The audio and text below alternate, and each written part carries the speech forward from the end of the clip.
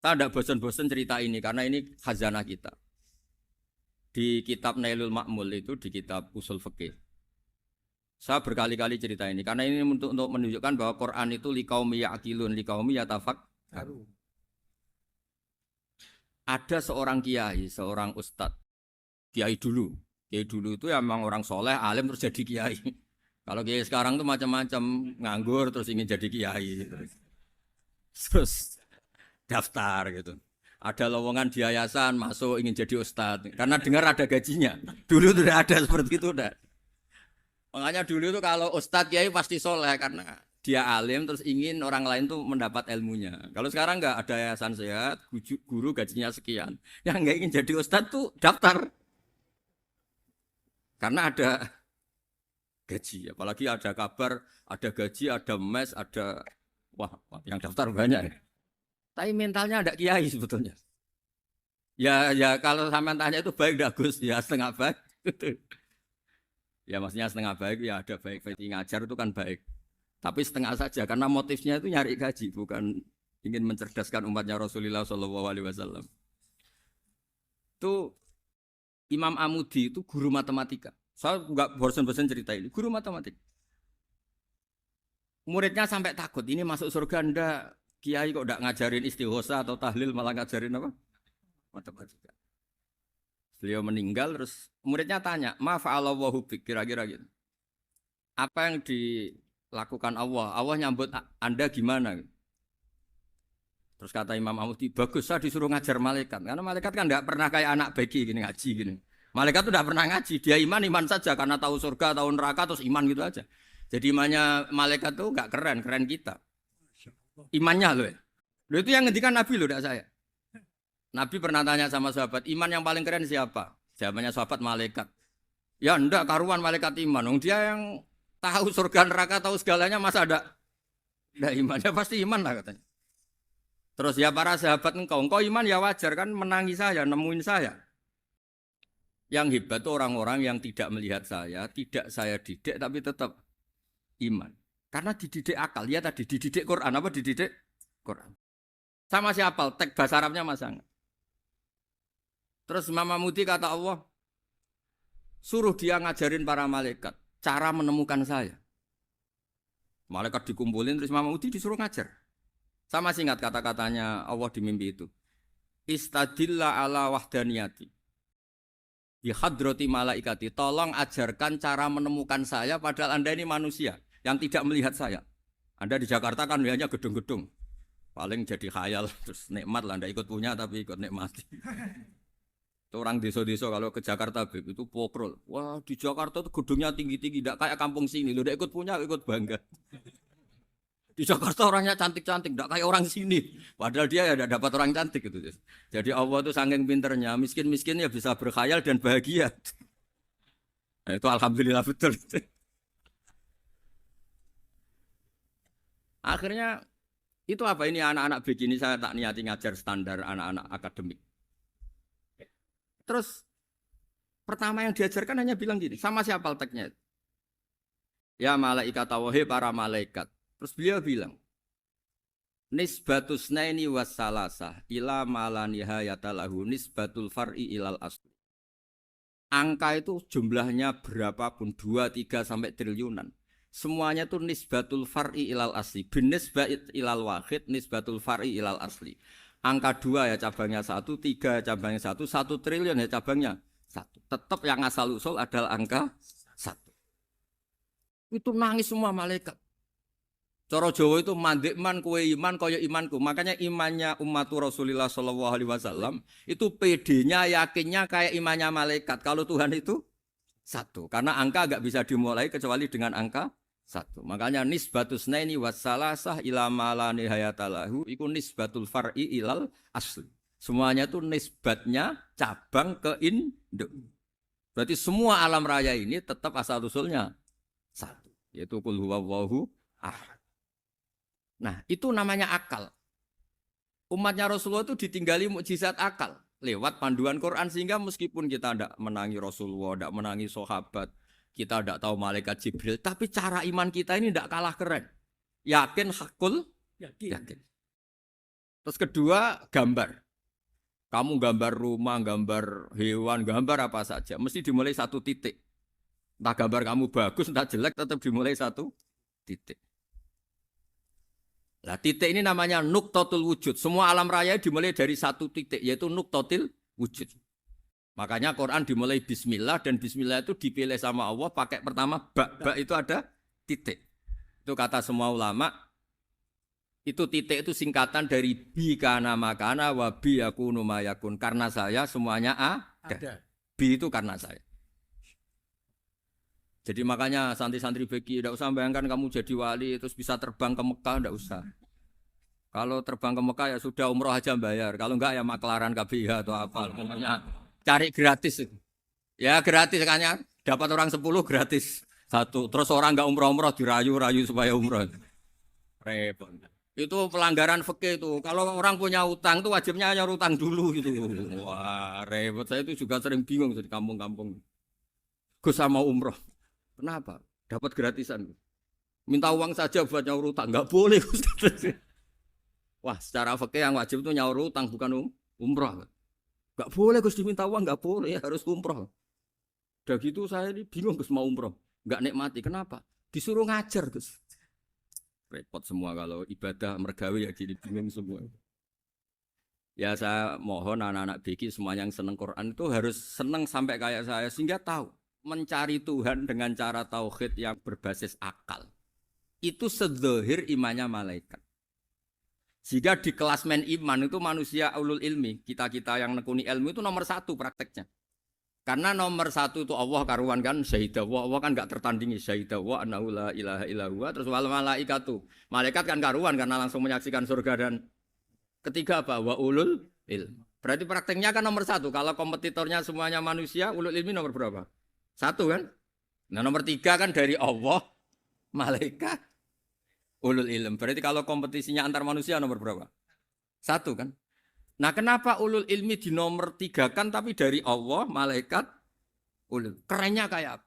Karena cara iman ulul ilmi itu enggak ada ragunya sama sekali. Kamu ragu enggak kalau 2 itu cabang dari 1, asalnya 1? Enggak pernah ragu kan? Semua gambar seruat apapun dimulai dari 1 titik. Ragu enggak? Enggak kan? Nah imannya umatnya Nabi karena dipandu oleh Quran itu seyakin itu. Sehakul yakin itu. Nah itu terus Jubair bin itu jadi iman. Am khuliqu min ghairi syai'in am humul khaliq. Terus kata Allah lagi, kalau kamu tidak percaya saya yang bikin langit bumi ya gampang dong. Kamu saja yang ngomong kalau kamu yang bikin. Paling orang sepakat kamu stres. Terus hanya ayat gitu, am khalaqus samawati wal ard.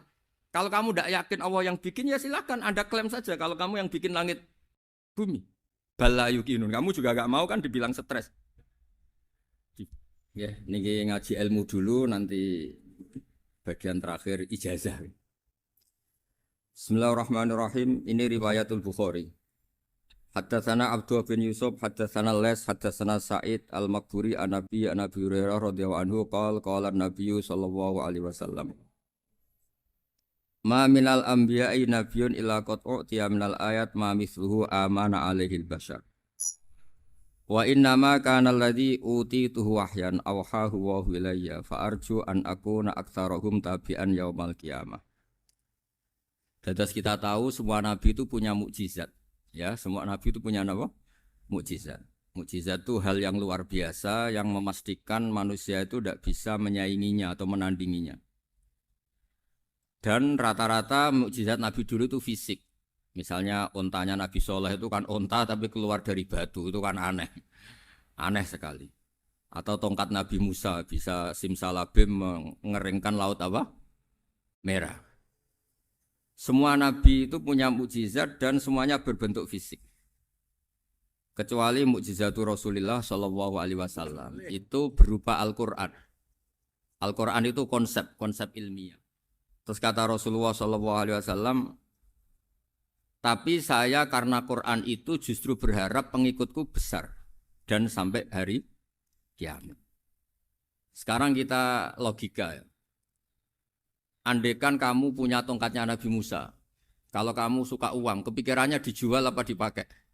Kalau kamu suka uang, dipakai. Kalau kamu ahli suudzon itu pikirannya ndak, ini asli ndak. Karena yang melihat di Turki itu ya sebagian gitu. Kalau yang suka perdukunan itu bayangkan tuh miliknya. Mungkin dipakai ngakali orang atau apa, pokoknya bayangkan tuh miliknya. Kalau yang kolektor pikirannya itu nanti ini laku berapa. Tapi kalau peneliti mungkin pikirannya itu ini asli apa enggak? Bukti aslinya apa? Repot lah. Lagi pula kalau kamu punya utang terus mau apa? Istri kamu marah mau apa? Kalau pakai tongkat. Nah, beda dengan mukjizatnya Quran itu semuanya apa? Ilmiah. Orang yang sedang harmonis dengan istri bisa pakai ayat di antara ayat-ayat Allah itu apa? Wa ja'ala bainakum mawaddatau warahmah. Nanti kalau ditakdir cerai, saya tidak menyarankan cerai. Kalau ditakdir cerai, itu masih dimotivasi sama Allah wa iya tafarraqa yughnillahu kullam min saati. Jika suami istri itu cerai, jangan-jangan suaminya dapat istri lebih baik, istrinya nanti dapat suami lebih baik. Jadi yang masa lalunya ada prahara. Kan banyak orang suaminya meninggal ketika nikah lagi ditanya, kangen sama suami pertama, alhamdulillah ini lebih baik. Padahal suaminya yang meninggal itu berharap istrinya ini kangen, ternyata dia sudah syukur dapat suami yang lebih baik. Jadi Quran itu menunggui kita ila yaumil qiyamah. Kita tidak bunuh diri, itu ya barokahnya Quran. Karena problem apapun kita dinasihati apa sabar, apa dinasihati sabar. Kan nggak mungkin kamu pegang tongkatnya Nabi Musa punya masalah apa saja ngelihat tongkat, bisa apa tongkat. Tapi kalau Quran kan nasihat, solusi. Makanya Nabi berharap dengan Quran ini saya berharap pengaruh saya, pengikut saya terbanyak ila yaumil qiyamah. Terus beliau dikomentari begini sama ini Fathul Bari, sarahnya Bukhari. Al-muradu anna mu'jizatil anbiya in qaradat binkiradi a'sorihim. Falam yusyahidha illa man hadaraha. Problem mukjizat nabi-nabi dulu itu kan fisik. Sehingga yang tahu kalau Nabi Soleh punya unta yang ajaib, itu yang tahu ya hanya yang hadir saat itu. Yang tahu kalau tongkat Nabi Musa bertuah, itu juga yang tahu hanya yang hadir saat itu. Selebihnya tahu tongkat ya di museum. Tapi kalau Quran menjadi solusi, menjadi panduan, menjadi pegangan itu ila yaumil qiyamah. Kita beri contoh ya Quran panduan yang paling gampang misalnya begitu. Dulu ini cerita ya. Dulu itu ada orang kafir cerdas namanya Jubair bin Mut'im. Itu saking pinternya dia, pinter juga tokoh. Itu sebagai delegasi pembebasan Asra Badrin. Jadi tawanan-tawanan perang Badar itu mulai dulu ya ada negosiasi mau dibebaskan. Terus orang-orang kafir ini menugaskan namanya Jubair bin siapa? Mut'im. Ini ada di Bukhari. Karena ini ngaji di Jakarta. Kalau orang nggak tahu hadis juga tanya ini sahih enggak? Wong nggak tahu kok tanya itu aneh. Padahal kalau dibodoni itu ya nggak tahu. Tapi ya tetap tanya, hadisnya ini sahih enggak? Ini kata kiai apa kata nabi ini ya ribet. Memangnya kata nabi kamu dengar kan ya lewat kiai. Memang. Setelah itu Jubair itu datang ke Medina. Dengerin, datang ke mana? Medina. Kemudian dengar Nabi baca Wattur pas sholat maghrib. Jubair karena Nabi dulu gak ada hotel, gak ada pondok ya. Pondoknya Nabi hanya sufah itu. Nabi baca maghrib, bukan diskusi, bukan debat, baca Wattur wa kitabi mastur firrokim mansur wal baitil ma'mur wasaqufil marfu wal bakhril masjur terus. Kemudian sampai pada titik ayat am khuliqu min ghairi syai'in. Masa manusia atau alam raya yang maujudat, yang nyata, yang wujud nyata. Kemudian asal usulnya itu ketiadaan. Ini kan hadhil alam maujud, alam ini kan nyata. Masa sesuatu yang nyata, penciptanya itu tidak nyata. Jadi nggak mungkin ada faham nihilisme.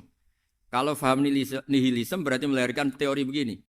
Al-adamu yakhluqu maujudan, sesuatu yang tidak ada, menciptakan yang itu kan akal nggak bisa nerima. Kalau sesuatu ini ada, penciptanya pasti ada.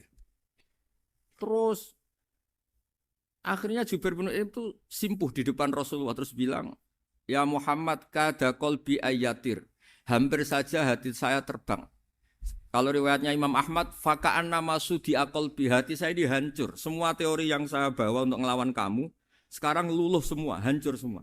Yang benar adalah teori Anda, bahwa Tuhan itu satu, dan Tuhan itu ada sebelum semua makhluk. Coba kalau Nabi Muhammad ada Jubair bin Mut'im terus menyembunyikan tongkat dekat mihrab, terus dilihat ini apa. Paling pikirannya ini dari kayu apa. Terus yang bentuk tongkat itu tukang pemahatnya siapa? Kok kurang keren kalau di Blitur gimana ya? Kan malah panjang. Kira-kira kalau mukjizat itu dari tongkat itu malah panjang. Panjang lah pokoknya panjang.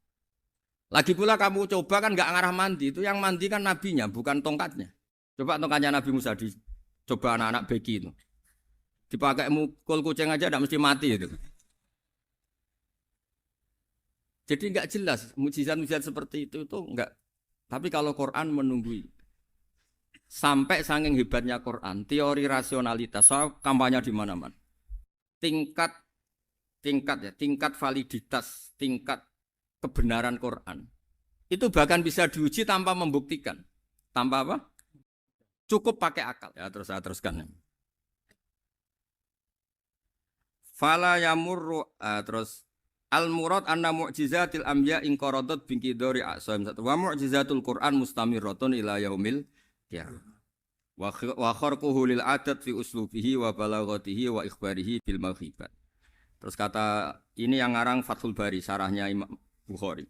Fala yamurru asrun minal a'sar illa wa yadharu fihi shay'un mimma akhbaru bi annahu sayakun yadullu ala sihhati da'wahu. Wa hadza aqwal muhtamilat. Wa takmiluhu fil ladzi ba'da wa qilani ya anal al makna anal mukjizat al madiyah kanat khissiyatan tusyahadu bil absar kana qoti soleh wa asa Musa. Mukjizatnya nabi-nabi dulu itu hanya penyembuh, hanya pelengkap, hanya nuruti keinginan mata.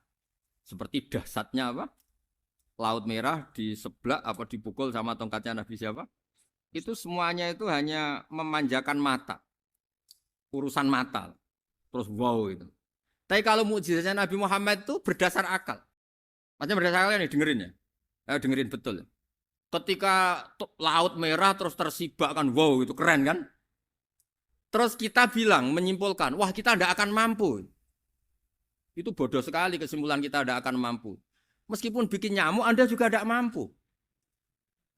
Loh untuk memutuskan tidak mampu saja kok sampai pertunjukan seperti itu tuh laopo, cek goblok gitu. Nah kalau kita karena umat yang pinter untuk memaksa kita nggak mampu, Allah bilang Inna wa la yastahi ayadriba mathalam ma ba'ud. Kita melihat nyamuk langsung berkesimpulan tidak mampu.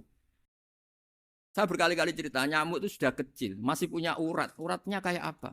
Masih punya kuman, kumannya seberapa? Ya enggak. Nyamuk itu kecil, punya organ tubuhnya punya urat. Itu kalau kamu pinter, antara tongkatnya Nabi Musa menyibak Laut Merah sama nyamuk itu sama-sama berkesimpulan melahirkan satu faham bahwa kita tidak mampu. Loh, untuk memaksa tidak mampu saja kok nuju pertunjukan ada onta keluar dari batu, Nakotu Soleh, ada tongkat yang bisa mengeringkan Laut Merah. Cik goblok ya. Lah kita alhamdulillah ada jenis goblok yang seperti ini. Untuk ikrar bahwa Allah itu hebat ala kulli syai'in cukup lihat nyamuk, kagum kan? Sudah tidak usah bikin hidup. Saya berkali-kali mencontohkan. Para pemahat tak suruh bikin patung gajah itu mampu. Tak suruh bikin patung nyamuk kalau bisa. Nyari materi dari apa?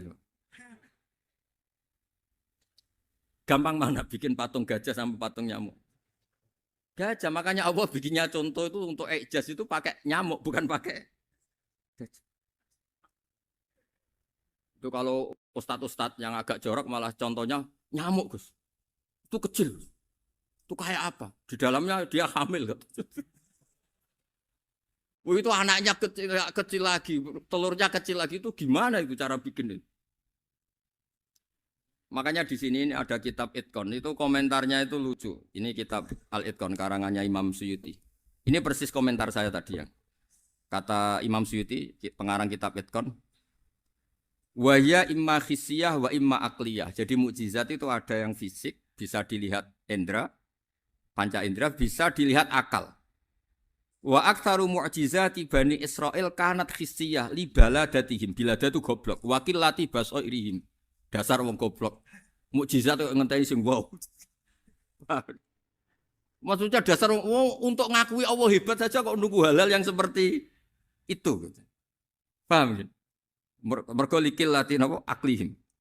Wa aksaru mu'jizati hadil ummah akliyatun li farati dzakaihim wa kamali afwahihim. Dan mukjizatnya umat ini semuanya berdasar akal karena sudah cerdas. Jadi andekan kita melihat tongkatnya Nabi Musa menyibak Laut Merah dengan melihat nyamuk, kesimpulan kita sama. Sama-sama wow, sama-sama keren, sama-sama memastikan kita tidak mampu. Makanya terus Quran menerangkan kita wa ma min dabatin fil ardi wala ta'iri yatiru bijanahihi illa umamun amsalukum. Jadi keseharian kita lihat burung kok terbang.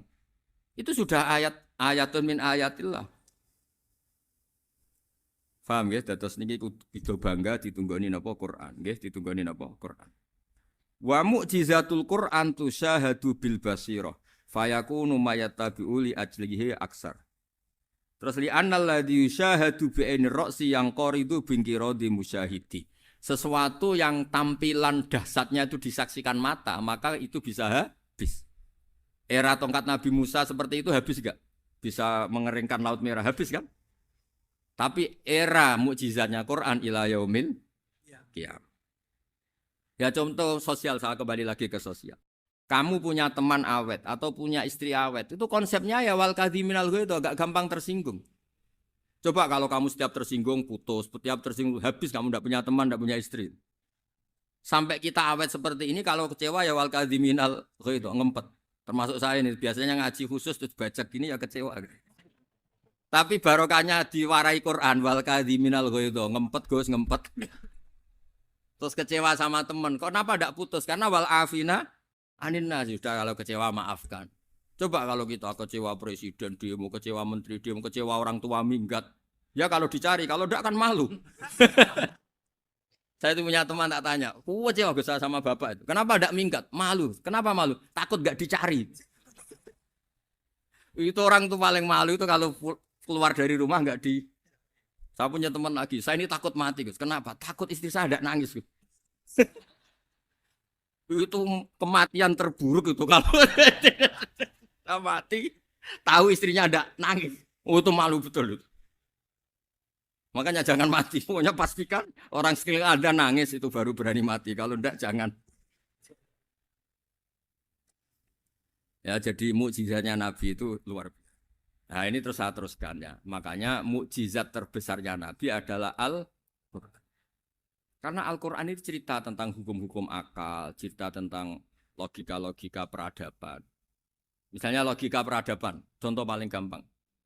Di Quran itu ada sekian ayat yang Allah cerita peradaban. Misalnya wa ahsinu innallaha yuhibbul muhsinin. Itu dikutip, terus kemudian disimpulkan dalam peradaban. Kata Sayyidina Ali karramallahu wajhah ngendikannya gampang. Ahsin man syi'ta takun amirah. Kamu berbuat baik saja sama seseorang, maka otomatis kamu akan jadi pemimpinnya. Ada orang nggak tamat SD, nggak tamat papa, gobloknya minta ampun. Tapi karena gaji seorang pakar, kamu tak gaji 1 bulan 1 miliar, perusahaan saya jadikan besar. Itu dikongkan ngalor ngidul ya nurut. Hanya karena dia ihsan. Terus wastaghni amman syi'ta takun nadhira. Saya ulang lagi. Wastaghni amman syi'ta takun nadhira. Dan kamu jangan butuh orang lain, siapapun dia, maka kamu akan setara. Misalnya ada menteri orang antri mau salim, tapi kamu tidak butuh, kan tenang saja. Tapi kalau kamu butuh, habis kamu. Ya kan? Kamu tidak butuh seseorang, maka kamu posisinya akan setara. Kamu harus sopan karena punya utang jasa. Kalau nggak punya apa-apa kan setara. Ya enggak? Misalnya kamu jajar rektor atau jajar menteri, jajar apa saja. Kalau kamu tidak punya utang kan, kamu jajar menteri tidak punya utang. Sama jajar satpam tapi punya utang, takut mana?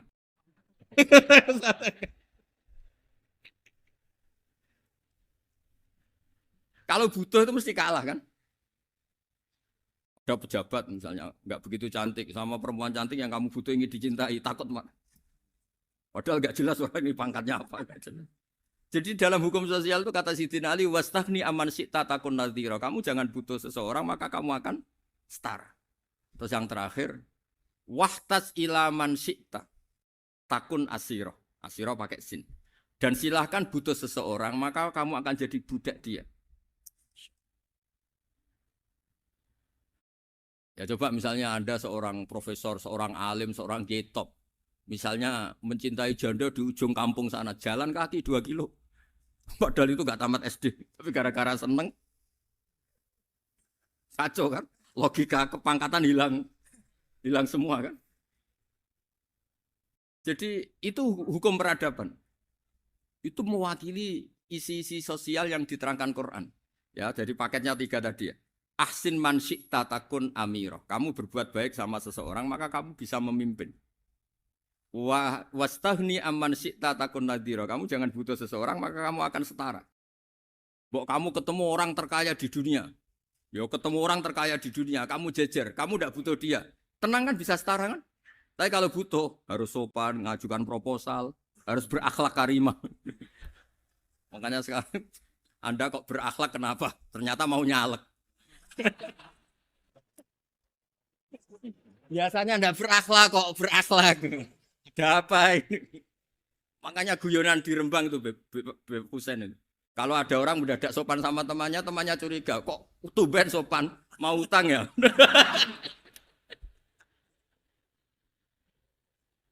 Zaman akhir itu kacau.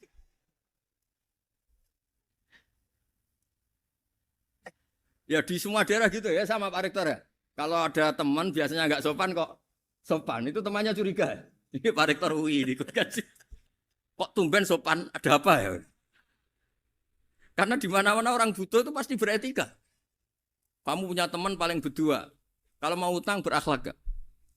Atau misalnya kamu punya adik cantik terus punya teman berdua. Kalau cinta adik kamu berakhlak gak? Biasanya nggak sama sekali nggak berakhlak. Gara-gara butuh menjadi berakhlak. Ya jadi hukum sosial itu ya kuncinya 3 tadi. Ahsin man syi'ta takun amira. Wastahni amman syi'ta takun nadhira. Terus wahtas ila man syi'ta takun asira. Kalau kamu butuh seseorang pasti kamu dibikin hina. Asir itu tawanan. Nah, Quran itu bicara sosial itu lengkap. Dan itu yang nunggui kita. Kita punya tetangga yang kurang baik, ya seneng. Punya tetangga baik, ya seneng. Kata Imam Syafi'i, saya berkali-kali cerita. Kok seneng semua Imam Syafi'i? Ya bagus lah. Kalau yang seneng saya enak lah. Dijak jagongan, dijak ngopi enak. Yang nggak seneng saya, gak ngarah utang. Uang itu nak, kamu punya tetangga gak seneng kamu. Aman kan? Aman. Gak akan pinjem uang kan, pinjem mobil. Uang gak seneng kok. Makanya Imam Syafi'i itu kalau ngedikan luar Syafi'i, diceritain orang. Ya Aba Abdillah bagiannya. Ya Aba Abdillah orang itu gak seneng kau. Bagus lah. Loh kenapa bagus? Waman asa'a ilaika faqad atlaqaka. Orang yang gak seneng kamu maka membebaskan kamu. Gak akan pinjam uang, pinjam mobil, gak akan ganggu waktu kamu kan gak seneng. Justru yang seneng-senengi masalah pinjam terus. Imam Syafi'i itu orang yang anggap dunia itu selesai. Ada yang cerita, ya Aba Abdillah, orang yang tadi cium tangan engkau, yang hormat engkau, di luar maki-maki engkau, ngerasain engkau, ngata-ngatain engkau. Ya bagus lah. Kok bagus gimana? Berarti saya wibawa, depan saya tidak berani. Berarti saya wibawa, di depan saya tidak berani. Berarti itu makomnya sudah kulillah, sumadarhum fi khawdihim, yal'abun. Sudah dunia itu selesai, sudah agak penting semua. Nah itu kalau kamu anak-anak beki ahli Quran sudah ayatnya kulillah, sumadarhum fi khawdihim, yal'abun. Sudah lihat Allah saja agak penting makhluk-makhluk itu.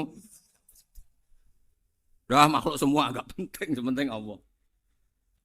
Nah, kita ini ditunggoni mukjizat seperti itu. Bayangkan misalnya kita ditunggoni tongkatnya Nabi Musa. Saya ngajar di sini terus ini tongkat. Terus nanti yang tanya, Gus itu kayu apa, Gus? Nanti yang kolektor tanya itu harganya berapa, Gus? Ruwet apa? Terus yang ahli suudon itu asli enggak, Gus? Wah. Yang ahli suudon kan mesti tanyanya gitu, itu asli enggak, Gus? Repot pokoknya. Tapi kalau Quran kan jelas. Napa?